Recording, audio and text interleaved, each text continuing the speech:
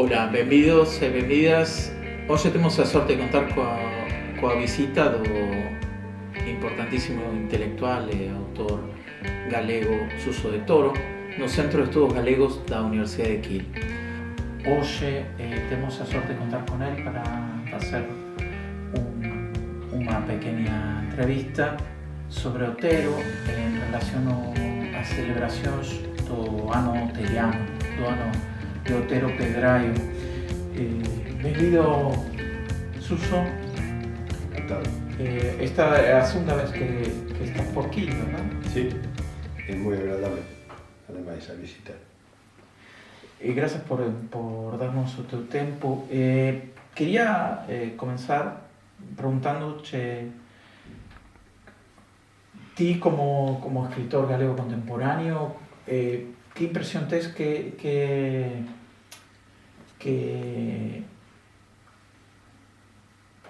impresión tiña a túa xeración sobre Otero?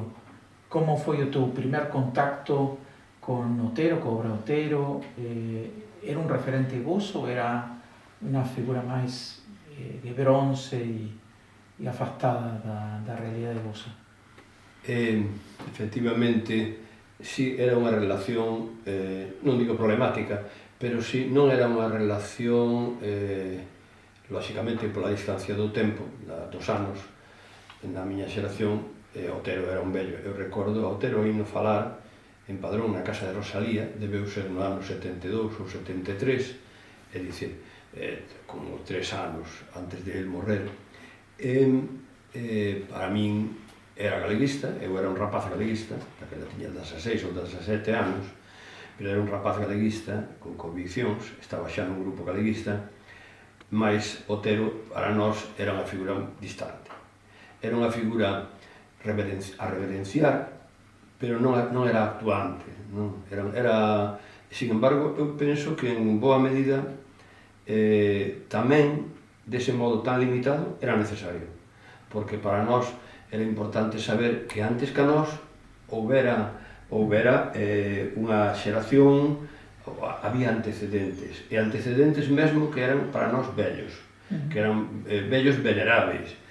É moi importante isto porque en aquel momento a situación social, a situación histórica do galego era moito peor da que é hoxe, no sentido de que para nós o galego basicamente era unha lingua de clase social, unha lingua campesiña, e esa idea era moi dominante, aínda que sabíamos que había literatura en galego, pero era moi pouca realmente. Os libros en galego nos anos 60, principios dos 70, onde sitúo eu este momento no que escoito falar a Otero con aquela forma de falar na que se pronunciaba el, ese modo de falar tan solemne, falaba así, repetía as mesmas cousas, sempre os mesmos tipos, un discurso semellante sempre, pero resultábanos unha cousa antiga, non? De outra época, moi lonxe de nós.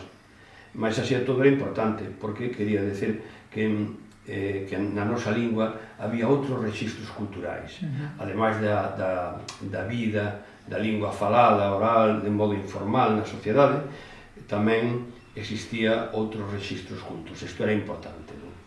Pero realmente, xa digo, estábamos moi lonxe. Pero hai que ter en conta que o papel de Otero, gran parte do seu labor e mérito histórico, é ter sido un home ponte, de moitas maneiras. Podemos falar logo disto se queredes, pero foi ponte no sentido de sempre unir, e tiña ademais conciencia de que ele era un transmisor. É dicir, é un home que se entregou a ser un instrumento, claramente, da existencia de Galiza como cultura e como país. Desde logo un militante político, por súas características, pero tiña un compromiso social, claro, e político. Ele sabía que estaba a facer política galeguista.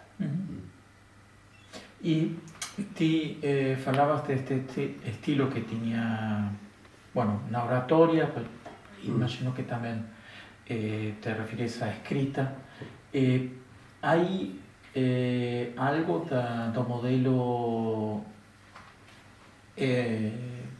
do modelo lingüístico de Otero na súa obra que botas en falta no galego actual, no xeito de escribir que temos actualmente en galego en Galicia? É interesante, o galego de Otero por si mesmo merece un estudo lingüístico, desde logo. Hai que ter en conta que estas xeracións estaban a crear a lingua literaria. É dicir, realmente desde o século XIX, no século XIX, pódese decir que se retomase a escrita do galego, hai a dúbida de se retomar a escrita medieval ou non, ou adaptarse realmente as ortografías do castelán, que acabaron sendo o camiño máis escollido, mas é no século XX cando realmente empezase a buscar rexistros lingüísticos para un galego culto, para un galego que exprese outros aspectos da vida social, da vida técnica, da vida científica, da vida do pensamento, da vida literaria. Entón, Otero hai que ter en conta que formou parte das Irmandades da Fala nos anos 20 aínda. É dicir, entón, todo el é un esforzo de construción dun galego culto a partir realmente da lingua falada, sobre todo. E hai un esforzo enorme, realmente un esforzo enorme, pero claro, moitas cousas, moitas formas, precisamente, son parte dunha loita por construir iso, non son solucións que nos interesen.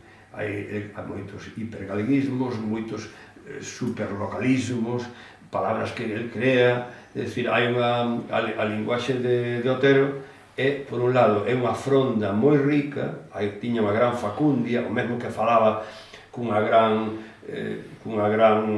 riqueza e un gran barroquismo, pois do mesmo modo tamén na creación de palabras, non? Agora ben, cae moi lonxe tanto a escrita de Otero, sobre todo a escrita de Otero.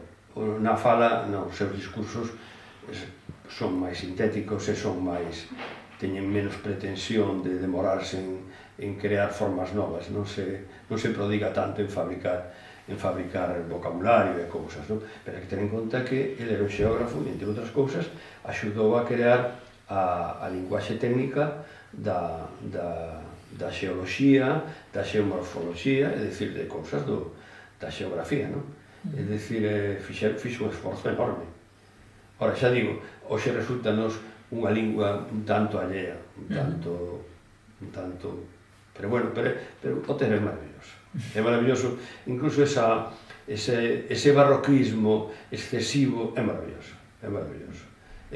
Otero é único. Era un home xeneroso, e esa xenerosidade maniféstase tamén no modo de expresarse. Porque cando se exprésase celebrando sempre, non? Celebra os montes, celebra os penedos, celebra os ríos, celebra o país, celebra o outono, celebra as carballeiras. É un modo de expresarse e de todo o seu discurso que é un modo celebrador.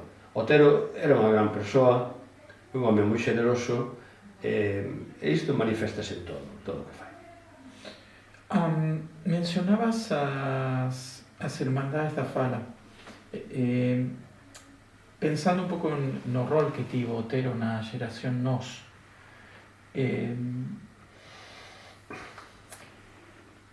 pensas que o imaginario, os ideais que desenvolveu a xeración Nós siguen tendo a vixencia, a importancia que esperaríamos? Pensa que es algo que se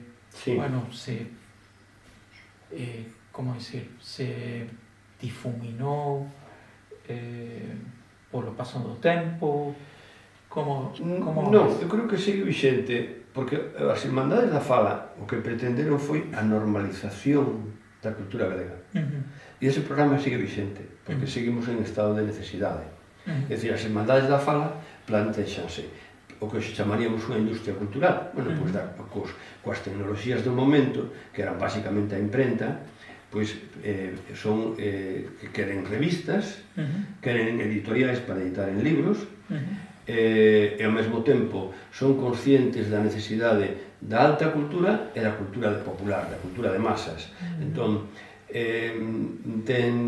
anímanse a crear un teatro galego, a crear un repertorio literario para os escenarios e tamén a crear grupos teatrais, un elenco teatral de actores e actrices. Anímanse a crear ópera en lingua galega, a crear zarzuelas en lingua galega, é dicir, o teatro musical. Anímanse a crear orfeóns, partituras clásicas, tal. E, por outro lado, do mesmo modo tamén, a revista Nós é moi característica nesto, resume moi ben a idea de crear unha cultura galega a la paz, actualizada ao momento no que viven. Unha cultura galega europea. Non é casualidade que sexa precisamente Otero Pedraio que 5 anos despois de ser editado en París o Ulises de Joyce, traduza no ano 26, agora precisamente este ano fanse 100 anos desa traducción, pois anímase a traducir un capítulo do Ulises ao galego e edítano. Por que? Pois porque explícano moi ben. Estás a falar moito deste libro tan importante en todo o mundo, está sendo traducido, creou un escándalo en Estados Unidos, hai moito debate, e o libro, en outras palabras, era o libro máis moderno, era unha gran novedade moderna. Entón, hai que traducirla rapidamente ao galego. En ese sentido é o que fai. Esta xente, non? A Biblioteca de Otero ten máis de 600 libros en francés, ten unha chea de libros en inglés, un monte de libros en alemán, é dicir, en italiano, naturalmente en portugués, en español, é dicir, o mesmo acontece ca Biblioteca de Risco. É dicir, esta é unha xente que ten moi claro un programa, que é a modernización da cultura galega e colocala no momento do mundo, que para eles o mundo era Europa.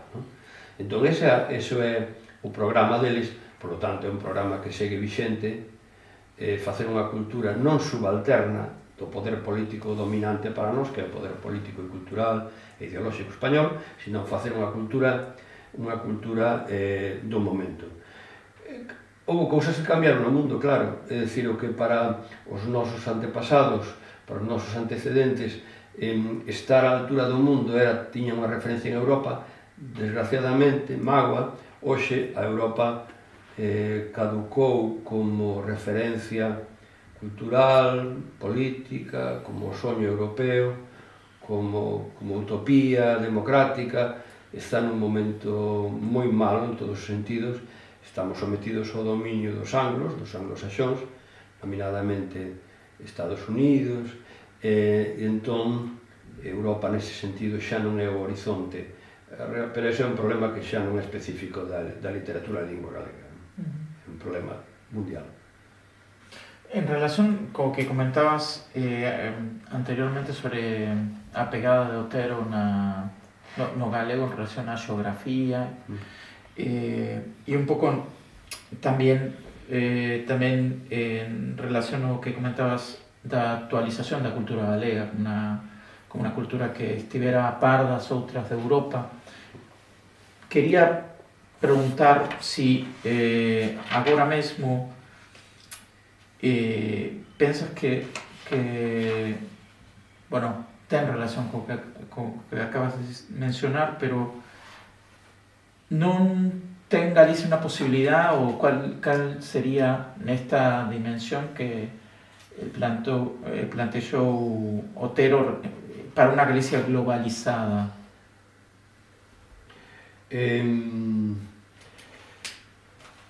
Detrás de toda a cultura colectiva ten que haber un poder político. É dicir, sin eso non hai, sin eso non sobrevive ninguna cultura no mundo. Pode sobrevivir un tempo, pero está destinada a perecer.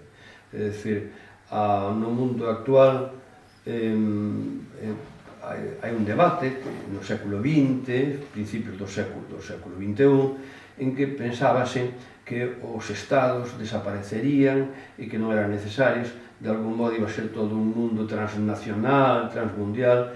Estáse vendo que precisamente os grandes movimentos, os grandes poderes económicos precisan forzas que os equilibren e que os deteñan. É dicir, as poboacións precisamos estados que nos respalden para poder existir e non ser devorados polos poderes, polos grandes capitais internacionais.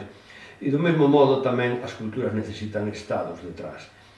A cultura en lingua galega pode existir polo mundo as nosas palabras, pero no Brasil, en Portugal, en moitos sitios que teñen estados que as protexan. Se a cultura en lingua galega non consegue un soporte político, un respaldo político, ben sexa un estado propio, ben sexa un estado federal, ben sexa algún poder político propio galego, que respalda a cultura galega, non os plans de modernización, os plans de manterse vivos no século XXI, neste momento, ningún plan irá adiante. Precisamos unha enerxía, un respaldo político forte detrás de todo iso. Sin iso non hai nada que facer. E a xeración de Otero Pedrallo tiña o plan. Otero Pedrallo foi, ata o final, un militante do Partido Galeguista. Otero é unha persoa moi interesante, realmente, moi interesante. É un converso, realmente. Otero, como outros elementos da súa xeración, na súa época e na súa clase social, porque hai que falar da clase social da que procedía Otero. Otero procedía de unha clase social que era unha burguesía urbana con raíces no campo, pero con raíces no campo non campesiñas, senón fidalgas, non? É xente que vivía das rendas. Entón, eso situaba nunha elite social que lle permitiu a él unha formación cultural, internacional, viaxou por Europa con medios propios, formouse, foi a Madrid a formarse na Universidade Madrileña, é dicir, púidose pagar unha formación cultural boa no momento, non? Pero Otero, ao mesmo tempo, precisamente pola súa orixe de clase e pola súa interés cultural, era un elitista, do mesmo modo que Vicente Risco, era un elitista decadentista, como eran a principios do século XX, é dicir, xente que non quería saber, non quería ter nada a ver co mundo, coa xente vulgar, coa xente común, sentíase lonxe, sentíase por riba dos demais, sentíase por riba da masa, non das masas, aquel momento en que na Europa precisamente emerxían os grandes movimentos políticos de masas, as grandes movilizacións, mesmo para a guerra de masas, a guerra de masas, en fin, e naquel momento eles sentíanse aparte, máis exquisitos. Entón, hai un momento en que ele vive unha conversión, que é un fenómeno moi interesante, ele conta nun libro, Arredor de sí, é un fenómeno realmente o que conta, non é tanto, tense dito que Arredor de sí é un libro que é un Bildungsroman, unha novela de formación, pero non é tanto eso como realmente a novela dunha conversión. El convértese, deixa de ser un intelectual exquisito para ser un intelectual dun país. E asume, polo tanto, unha responsabilidade cun país. Entón, indudablemente, esta é unha atitude política, é un intelectual comprometido. Outra cousa é que, efectivamente, el tiña os puntos de vista conservadores, el tiña unha visión da Galicia ideal, non da Galicia real, así como o seu gran amigo e conmilitante no Partido Galeguista, Castelao, ou Ángel Casal, ou outros tiñan unha visión tamén social. El non, el realmente máis ben a súa visión era unha visión cultural de Galicia. Pero ese país ideal, claro, ele imaginaba un país moito máis tradicional, un país católico, un país onde había un orden social basado na agricultura, con campesiñado abaixo, os señores da terra arriba, toda unha estrutura da sociedade tradicional, preindustrial, pero, con todo, ese compromiso seu sabía que era un compromiso para crear un país. Por lo tanto, ele foi sempre militante do Partido Galeguista, e mesmo cando o Partido Galeguista rompe, e hai unha parte do sector máis tradicionalista que marcha, porque o Partido Galeguista foi un partido republicano, e, polo tanto, defendeu un Estado laico, onde o Estado estaba separado por un lado a Igrexa e por outro lado o Estado, pois el, a pesar de defender unha Galicia católica e non desexar realmente un Estado laico, quería seguir vivindo baixo un Estado de inspiración católica. Pero a pesar de todo iso, el mantense leal ao Partido Galeguista.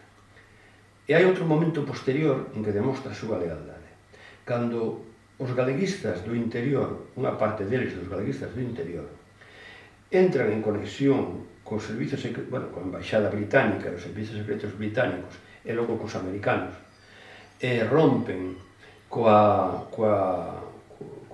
toda a cultura republicana, este mantense leal a Castelao, mantense leal ao galeguismo no exilio, aínda vivindo el no interior en Galicia, e nunca en ningún momento rompeu coa emigración e co exilio. Sempre defendeu ese mundo que estaba basicamente na Argentina, pero tamén no Uruguai, en outros lugares da América, non?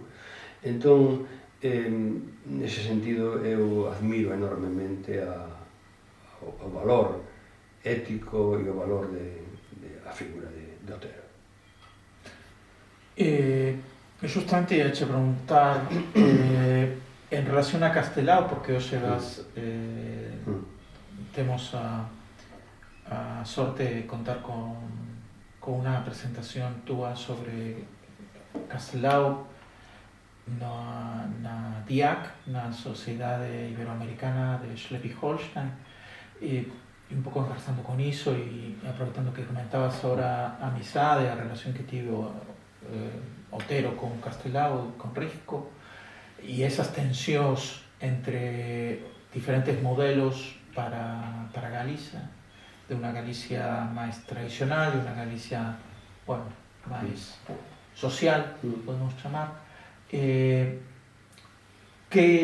conexión ves, que sinerxias ves entre o modelo de Castelao, Castelao tamén falaba dunha Galicia ideal, creo que a Galicia ideal de Castelao era en América, era en Buenos Aires, era outra concepción de outra idealización de Galicia, pero como ves?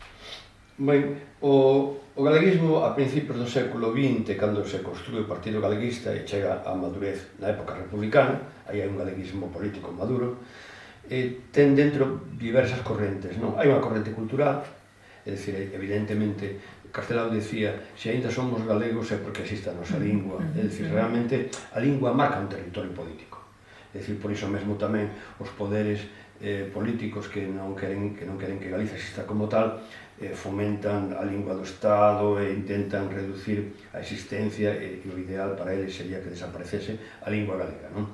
Pero, nese sentido, hai unhas correntes que reivindican, que céntranse na reivindicación exclusivamente da lingua galega, pero hai outras correntes que xa están no comezo, xa no século XIX, desde o principio, que danse conta que a redención de Galicia, un país que durante varios séculos foi sometido, foi expoliado e foi explotado, pois a recuperar o seu dominio sobre si mesmo, recuperar o control das súas riquezas e dos seus destinos, pois ten que ir acompañado unha cousa da outra, que é un asunto político, de conseguir poder político e que vai asociado á defensa da lingua e da cultura lingua galega, non? A cultura, pero tamén un programa, digamos, social e político de autogoberno. Entón, estas correntes están dentro do galeguismo, coexisten. Houve un momento en que o galeguismo das Irmandades da Fala rompe precisamente, porque hai un grupo liderado sobre todo por Risco que defende só a intervención, a actuación na cultural, que o galeguismo debe ser unha acción cultural, e hai outro programa republicano, e, por lo tanto, con un compromiso social, con un programa social, que é o que defendían xente como os irmáns Vilar Ponte, que era un galeguismo republicano. Estas dúas correntes acaban fundíndose na época da República, da Segunda República. E aí onde está Castelao, aí onde está Otero, e aí onde está inicialmente Risco, que entra, pero acaba marchando. Entón, pódese decir, sen dúbida, que o Partido Galeguista Republicano é É un partido que ten un programa social moi claro, de reformas sociais, de xustiza social, feminista, xa desde o comenzo, xa nas Irmandades da Fala recollen o dereito ao voto da muller e o papel da muller, un partido claramente democrático e que tamén defende a cultura en lingua galega. Lóxicamente, tendo como figuras o diputados en Madrid a xente como Otero Pedrallo e como Castelao, evidentemente a cultura xoga un papel importante no carácter do Partido Galeguista. E, bueno, xa digo, hai correntes distintas, pero basicamente son capaces de fundirse, de reunirse, non? Y en relación, cronológicamente, inmediatamente después del golpe de Estado, del alzamiento de Francisco Franco y la dictadura posterior, en relación ao feito que Otero ficara en Trasalba e poniendo, bueno, falabas antes da relación co exilio e coa diáspora galega, ves nesa tensión entre o exilio interno e o exilio principalmente en América dous modelos diferentes, políticos e culturais para Galicia? E Otero, que rol? Sí, efectivamente. Aí hai ocorre históricamente, a historia decidese cando tras a derrota de Hitler en Alemania, de Mussolini en Italia, os Estados Unidos, que eran cando a Unión Soviética e os Estados Unidos pactan o reparto de Europa, prácticamente, no lado que lle toca aos Estados Unidos, por un lado quedalle, xa non está na maior parte da Alemania, xa non está Hitler, xa non está Mussolini, supostamente Francia recupera un régimen democrático, desaparece o régimen de Vichy, entón queda Franco e queda Salazar en Portugal. Entón quedan na Península Ibérica dúas ditaduras. Entón aí, a respecto de España, os Estados Unidos queren recuperar inicialmente recuperar a República, que poda haber unha República, os españoles podan volver a ter o régimen anterior. Entón reúnen a todo o exilio republicano en México, primeiro en Estados Unidos, logo en México, celebranse unhas cortes que son un desastre. A partir dese momento os Estados Unidos, a idea de repoñer unha república de novo en España, abandonan esa idea e aceptan o que viñan defendendo o Reino Unido. Os británicos viñan defendendo repoñer unha monarquía. Entón, pero ao mesmo tempo tamén, tampouco querían tirar a Franco. Entón, o que querían era que Franco continuase e logo máis adiante poñer unha monarquía. E os Estados Unidos aceptan iso. Cando os Estados Unidos aceptan iso, podes decir que non hai esperanza xa para que volva a República a España. Non vai haber unha república, porque non ten forza no interior, e desde o exterior o que serían os supostos aliados non van a apoiar eso. Entón a solución británica o galeguismo do interior acaba plegándose a eso, a esa posición dos británicos, e de feito Castelao fica completamente só. Hai un momento no que Castelao precisamente di: nunca pensaría eu, nunca podría imaginar que todos os meus traballos e esforzos ficasen cortocircuitados polos galeguistas do interior. É dicir, hai un momento en que os galeguistas do interior rompen co exilio e coa emigración, que era un porcentaxe, unha poboación moi importante, que tiña como referencia simbólica a Castelao. Entón, néganse a recoñecer o Consello da Cultura, que é un organismo político que demostra a existencia política de Galiza naquele momento. O Consello de Galiza. Claro, como tiñan os vascos no seu exilio en Francia, como tiñan os cataláns a Generalitat, como tiñan os vascos ao seu Lendakari, pois os galegos podían ter. Entón, os do interior rompen con iso e cortocircuitan efectivamente. De feito, néganse e son hostiles, demostran unha hostilidade belixerante frente a enviados que chegan de América, de Buenos Aires en concreto, sucesivos que representan, sobre todo, a emigración, máis que ao exilio, pero que representaban ao Consello da Galiza, que pretendía ser a institución que representaba políticamente a aquela Galicia que votara o Estatuto de Autonomía, que quería ter un goberno propio. Entón, sí que hai unha ruptura. Hai unha ruptura. E entón, nese momento, é o papel de Otero. Otero ten unha gran valentía. Otero é castigado, expulsado do seu traballo como profesor de catedrático de instituto de xeografía, refúxase na casa na aldea, na casa da aldea, en Trasalba, pero desde ali, desde o interior, cando recibe indicacións de Castelao por carta, chegada a través dos británicos clandestinamente, inmediatamente ponse as ordes de novo do que mande Castelao desde o exilio. Logo, mantén esa atitude sempre. De feito, escribe un libro que se chama Libro dos Amigos, no que aparecen, celebra, incluso editado, claro, foi editado en América, claro, pero un libro no que aparecen as figuras de Castelao, que estaba no exilio, as figuras de Ángel Casal, o alcalde de Santiago, galeguista, que fora fusilado, a figura de Bóveda, é dicir, dos seus amigos que foran asesinados. Incluso baixo o régimen de Franco, Otero é o primeiro que nun acto público fala en galego, formalmente. Claro, eso trae sancións, trae problemas. Quero dicir que, sendo un home de orden, un home conservador e un home castigado, no que está na súa medida, actúa con unha gran valentía. Otero é unha figura extraordinaria, é unha figura que cunha tranquilidade, un decoro no modo de representarse e todo o demais. Un señor, como se diría dos de antes, sin embargo, é un home moi valente, moi valente. E pensas que o seu legado é valorado en Galicia actualmente? Ou, quero dicir, as novas xeracións poden ler e comprender o que Otero quiso, ou somente son nomes en rúas, institutos, prazas? É difícil valorar, porque eu creo que o papel foi un papel histórico, que cumpriu unha función histórica. É difícil valorar a súa obra literaria. A obra literaria de Otero é interesante. É un dos escritores que representa literariamente o mundo dos Pazos, por exemplo, que representara a Emilia Pardo Bazán en castellano, pero representara ese mundo na súa novela, non me acordo o nome, Os Pazos de Ulloa, representou literariamente moi brillantemente Valle Inclán, nunha parte da súa obra, ese mundo de fidalgos decadentes, ese mundo casi feudal, e representa tamén Carballo Calero na primeira memoria, na primeira novela editada na posguerra, editada por a editorial Bibliófilos Gallegos. Pero, bueno, Otero representa moi ben ese mundo tamén. Pero, xa digo, as dificultades da linguaxe de Otero, francamente, non axudan. E, por outro lado, tamén é un mundo antigo.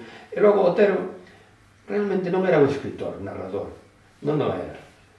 El pensaba que sí, de sí mesmo, que podería ter sido máis feliz sendo un escritor.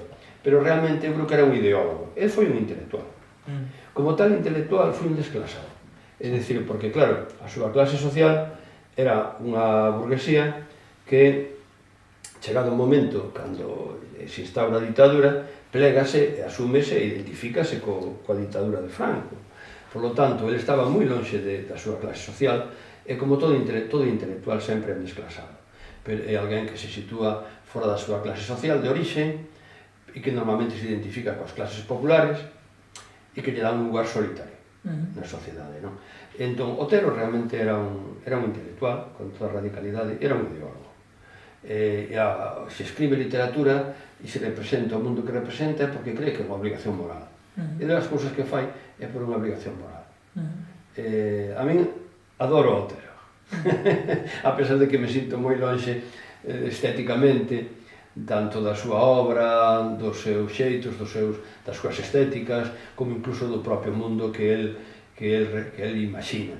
Porque el realmente coñecía aos campesiños reais, ao campesiñado, e tiña unha visión crítica de como eran os campesiños, porque os coñecía. Entón sabía que era fulano de tal, que era os da súa aldea, e sabía que eran persoas que facían as súas trapalladas, movían os marcos uns aos outros, quitaban de terra aquí, o que se fai en todas partes, e desde logo que se facía e fai na Galiza. Entón, ele sabía como era a xente, non idealizaba. Mas, cando escribía, sí que creaba, imaginaba un campesiñado ideal e unha Galiza imaginada, soñada, non? Pero iso non...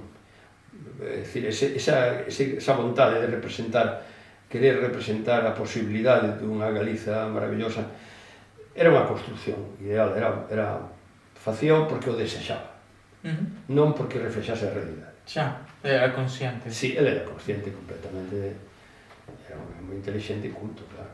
E entón, si as novas xeracións non han chegado á obra de Otero... Perdón, eu diría que as novas xeracións o que teñen que saber de Otero, o que teñen que valorar é ese valor de un intelectual que se compromete co seu país. O que terían que aprender dele. Iso é o que teñen que aprender dele. Vale. Otero naturalmente é unha figura que o fai a través da cultura. Sí. É dicir, hai intelectuais que se implican no seu país a través da loita social, que se fan dirixentes políticos da esquerda ou dos movimentos de renovación social, do que sexa, non? Pero ele é outro plano. El fai a través da cultura, é unha figura cultural, claramente, toda a súa obra ten un nivel cultural e un carácter cultural. Agora ben, todo iso é parte dun compromiso co seu país, ten un carácter político. O que pasa é que ele ten o seu instrumento. Castelao, por exemplo, en cambio, fai un libro que Otero nunca faría, que é O sempre en Galiza, que fai Castelao. Castelao sí que foi un político, actuou, é unha figura distinta, é artista, tamén é artista en moitos planos, e gran artista, ademais, estupendo artista. Agora ben, tamén é un ideólogo. Entón teoriza, analiza políticamente, entra no debate político. Otero non. Pero o seu compromiso é político. Ten un valor, unha raíz e un valor político, sempre, militante. Entón, francamente, a obra de Otero hoxe, o que é a xeografía, hoxe hai xeografías con máis información, lóxicamente, aquel fai a xeografía que fai el é basada na observación, pero tamén nos coñecementos da xeografía, sobre todo a francesa.